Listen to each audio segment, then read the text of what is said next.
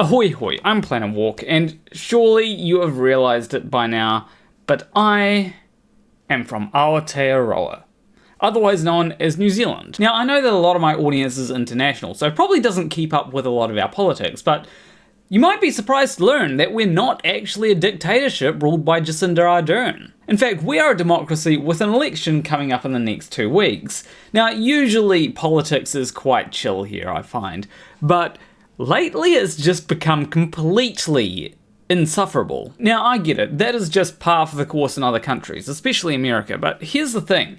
I can tune it out when it's in other countries.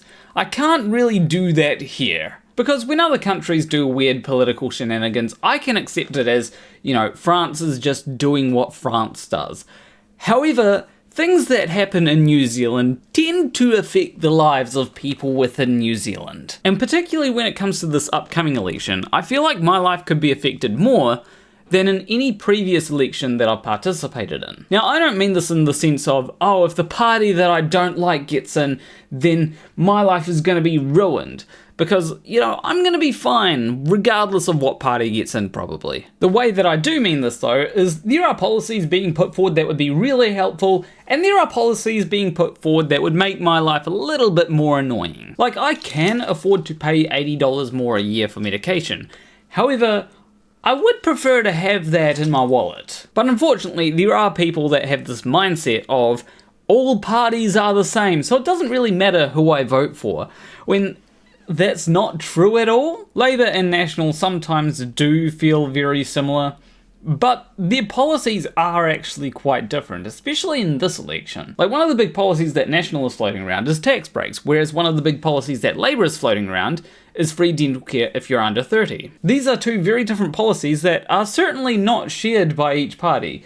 Like, National will not give you free dental care as far as I can tell. To be fair though, if Labour were to get in, they might implement some tax breaks that are similar to what National's are, but they would come from more of the Greens and Te Pati Maori, and also, Labour would actually have to do well in the election in order for that to happen. Also, I should probably explain for international viewers that Labour is the main centre-left party here, whereas National is the main centre-right party here. There are also a few parties further to the left than Labour, like Te Pati Maori and the Greens, and there is a party further to the right than National called ACT. There are also a few centre parties like New Zealand First and the Opportunities Party, though often a lot of the policies from the Opportunities Party do feel kind of left-wing. Now, the way things are going is it looks like National is going to win this election. That's just kind of something that everyone has accepted at this point. If National actually end up losing, then that's going to come as a huge surprise to pretty much everyone, but at the same time, there is still that possibility. Now, one of the big reasons why people want National over Labour is because, well,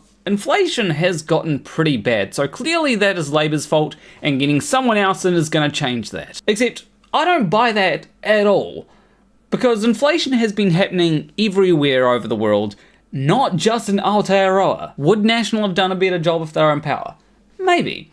But would still be complaining about how bad inflation has gotten. Meanwhile, some of the policies that saved me a bit of money, like cheap public transport and no prescription fee, they would not have been implemented. And sure, it's not a whole lot, but it's at least something. And again, the entirety of the world has been going through inflation lately, not just Aotearoa. As I said earlier, sure, National might have done a little bit better with inflation if they were in, but we don't know how much that would have been, and regardless of how well National did, there would have still been a decent amount of inflation, so I'm just happy to have actually had a bit more money in my pocket to be able to deal with that. Now, to be fair on National, one thing that they are planning to do is tax cuts. That is their big policies, and most people in New Zealand will get a bit more money from these tax cuts. In fact, I actually agree with the basic premise of these tax cuts that the tax brackets should be adjusted to account for inflation. Now, National want to pay for these tax cuts by introducing new taxes, which isn't a bad idea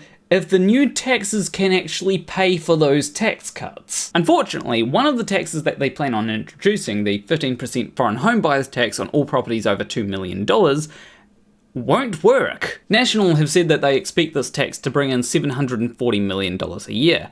However, when people have reviewed it, they've said that that is very, very optimistic. Economists have said that a more realistic amount that it might raise is 210 million, which I don't know if you know, but 210 million is nowhere near 740 million. As I said earlier, I am all for shifting tax brackets to keep up with inflation, but I just don't have confidence that National will be able to do it correctly. And that is why I look more to the Greens, Te Pāti Māori and the Opportunities Party, who do have plans for tax relief. Now, each of these parties would do it in a slightly different way, but there are some through lines.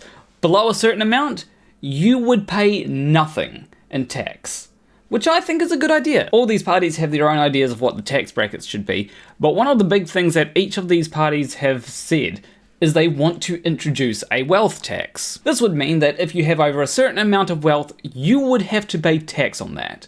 Now, there are some people that get very concerned at this idea, because when it comes to income tax, well, that is money that you are getting, and so can definitely pay tax on that. However, with a wealth tax, well, there's no guarantee that you will have made enough in that year to pay the tax that you need to pay on your wealth. The problem with income tax, however, is that a lot of rich people don't actually make a lot of money through income. They make it through investments or their assets increasing in value. Because it's the money that you earn that is taxed, well, if you're not earning money, then you don't get taxed. So rich people can get richer by having assets that increase in value like property and not having to pay tax on that, and just not having a large income. A wealth tax should be able to prevent people from using that loophole to avoid paying their fair share of tax. So that is a policy that I like. However, the leader of the Labour Party has ruled out a wealth tax. So it really doesn't seem like there's going to be a wealth tax coming out of this next election, regardless of whether National or Labour wins. Even though polling has showed that the majority of Kiwis would support a wealth tax. So I definitely get some of the frustrations that people have with Labour, but I much prefer them over the alternative, which is National. Especially seeing that at least with a Labour, Greens and Te Pāti Māori coalition, the government would be stable. That would not be the case if you had a National ACT and New Zealand First coalition, because New Zealand First and ACT do not get along at all. Now this may seem like, okay, New Zealand First doesn't want to go with National and ACT, so why don't they just go with Labour? Well, Labour isn't going to go with New Zealand First. They've actually ruled out working with Winston Peters. This is because of comments made by a New Zealand First candidate which have been interpreted as being racist. Now the comment by itself doesn't really seem all that bad, and in fact Winston Peters has defended it, saying it's not about race, it's about co-governance, but when you add certain context into it, it becomes pretty bad. Especially seeing as the person that made the comments clarified that he was talking about, quote, the Maori elite, unquote. Also, it's worth mentioning that I just don't like New Zealand First. If they got in, they want to pass a law that would mean that I would have to use the men's restroom. Many people might say, so just use the men's restroom. Do you not see how I look? Look, I don't like using public restrooms in general. Don't make this even harder on me. Fortunately, I don't think they're going to have enough political power to be able to implement anything like this, especially seeing as it would be unpopular with the majority of Kiwis as well. Also, whilst we're on the topic of New Zealand First, I want to talk about Winston Peters' performance on Q&A. So for people that don't know, we have this TV program called Q&A where Jack Tame will ask politicians questions, and one of the good things about Jack Tame is he always holds their feet to the fire. Now, when you see someone being very critical of your favourite politician, it can kind of feel like they're just another partisan hack. But that's because it's very easy to view a criticism levied at your own side as either being in bad faith or just being unfair. But no one took it quite as personally as Winston Peters, who, after not answering questions for about half an hour, had this to say. You have railed against co-governance. Thank you, Jack. You've just made a hopeless case here. And it's a good case you've railed against co-governance. For us to make sure we get the broadcasting portfolio after this election. Is that a threat, Mr. Peters? No, it's not a threat. It's a promise that you're going to have an operation that's much more improved than what it is now. It's just an idea. Thank you for your time. So yeah, if that's your reaction to someone trying to hold you accountable, you shouldn't be in public office. There's just something that makes me very uncomfortable about someone after being criticised saying, well, you're going to have to look for another job if we get in. But that's not to say that some people can't be justified in being annoyed at the ways that have been used to criticise them. Getting back to Labour and National, there has been a lot of discourse around that, particularly because there have been ad campaigns run calling the leader of the National Party, Chris Luxon, out of touch. Now, the National Party was very offended and called these ads disgraceful, like there haven't been attack ads launched towards other parties. They would have a point if it was a political party publishing these ads, but it wasn't. It was the Council of Trade Unions that was publishing these ads. Every election, there are political attack ads from third parties. Why are we acting like it's something new? Why are we just now getting offended at it? It just really seems like this outrage is so fake, so performative. Like, they're not actually outraged, they're looking for something to be outraged at. In fact, that kind of feels like it sums up this entire election. People say that they don't want to vote for Labour because they've caused so much inflation, but inflation has been going on everywhere. That's not a good point. There are also people saying that they don't want to vote for Labour because Labour is socialist. No, they're not. How are you getting that idea? This feels like American politics. We shouldn't have this here. There are also people on the left saying that they won't vote for Labour because Labour won't introduce a wealth tax, and okay, that is me. So I'm going to let that one slide. Actually, that's fair because we don't live in America. You can actually vote for third parties here. But getting back to ranting, you've got Chris Luxon who says that a coalition between the Greens, Te Pati Māori and Labour would be a coalition of chaos. Yet, a coalition between National, New Zealand First and ACT would certainly be a coalition of chaos. How is the irony lost on him? At least the Greens and Te Pati Māori have shown that they can get along just fine. Do people actually trust that Luxon is going to be able to manage these two?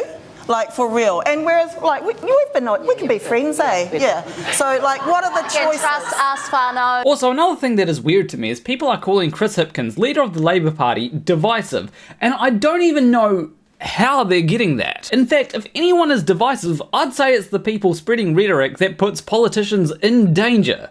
Because politicians have been more in danger now than they were in the past. In fact, there's a candidate for Te Pati Māori whose house was broken into and vandalised, and then you had people like Sean Plunkett who said, did this actually happen though? I feel like if anything, those sorts of people are more divisive. Sure, they're not the Prime Minister, but you don't have to be the Prime Minister to be divisive. All of this feels like a distraction from the real issues. I swear that none of it was this bad in the past 2 election cycles. Or am I just more politically clued in now so I see what's going on? And there are people that don't seem to mind all this as long as Labour get out of power because Labour is causing all the inflation. And actually, I just remembered, National would make inflation worse. I was so distracted by everything that I completely forgot about one of National's policies, and that is to make it harder for people that are on the benefit. The whole idea of this is to try and get people off the benefit and into paid employment. But we have very low unemployment in New Zealand, and if you have unemployment being too low, then that drives inflation. Now, I do get that some people don't quite understand this because generally low unemployment is seen as a really good thing, but sometimes it can be bad. This is because if you're hiring for a job and there's a lot of people that are unemployed, then you can probably get someone who's unemployed and they'll be happy. However, if there's low unemployment, then the way to get people employed in your job is to get people that already have a job, and thus you have to pay them more than they're currently being paid. And because people are being paid more, then inflation goes up. I do not like that that is what happens, but unfortunately that is the reality that I have to deal with. Now, to be fair to National, they may end up scrapping fair pay agreements, which would probably reduce inflation, but that doesn't seem to be a good way to do it. I don't like this idea of potentially avoiding a problem that you've created by creating a different problem. I don't like that. At the end of the day, I'm just not convinced that National is going to handle inflation any better than Labour is, yet that seems to be the thing that makes people want to vote for National. National's policies will cause inflation though. At least with Labour's policies, I can definitely see some of the benefit, especially with the free dental care for under 30s. That would directly affect me, and I need to go to the dentist. The reason I don't go is because dental care is not included under healthcare in New Zealand and can be quite expensive. And that prevents a lot of people from accessing it. And sure, if I need to, I could probably start up a GoFundMe, but not everyone can do that. And I know people are going to say, well, there's problems with that policy too. There's not enough dentists or something. And yes, there are problems with it. But it's a step in the right direction, at least. And that's ultimately what politics is. Things don't need to be perfect, and sometimes certain things can't be perfect. But as long as they're getting better, that is what matters. But that's not as simple as saying, well, If the people that I like got in, then things would be a lot better. And it's certainly not as fun as pointing out that Chris Luxon looks like if Lex Luthor looked like Humpty Dumpty. He does. But my main point is, if you live in Aotearoa, make sure you vote. It does have an impact. It doesn't have to be for Labour. I'll probably be voting for the Greens, honestly. Te Pāti Māori and the Opportunities Party aren't bad options either, though if the Opportunities Party gets in, they may actually go with National. Though I would prefer the Opportunities Party and National over New Zealand First and National because, well, I don't like New Zealand First. National is probably going to win, but between you and me, they can always lose. Thank you for watching.